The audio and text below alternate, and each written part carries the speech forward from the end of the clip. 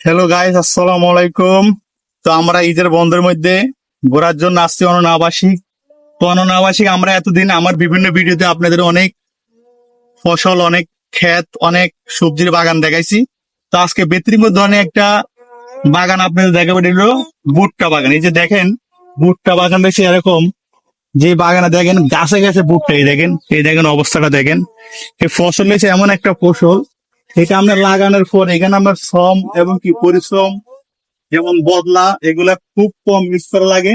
একবার লাগানোর পর আপনি দ্বিতীয়বার শুধু খাক আর একটু যত্ন নিলে এগুলা অনেক ভালো ফসল হয়। এই যে দেখার ভাই, এদিকে দেখো তো, দেখেন প্রতিটা গাছে গাছে দেখেন কি সুন্দর ভুট্টা, যা আপনি দেখে মানে মুগ্ধ হয়ে যাবেন। এই ধরনের ফসল হইলো এই ভুট্টা। এটা যারা মানে কম পয়সায় বেশি ফলন উৎপাদন করতে চান, কৃষি জিনিস নিয়ে যারা ভাবেন, সবসময় চিন্তা না করেন যে কৃষি কি করে আমরা ডেভেলপ হইতে পারি।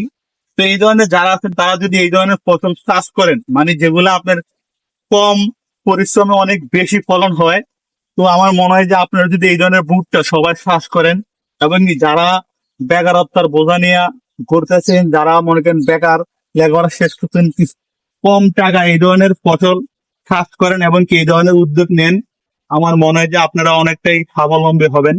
কারণ এগুলো অনেক কম পরিশ্রম দেওয়া লাগে, আর এগুলো দিলে আপনি তাড়াতাড়ি স্বাবলম্বন হবেন।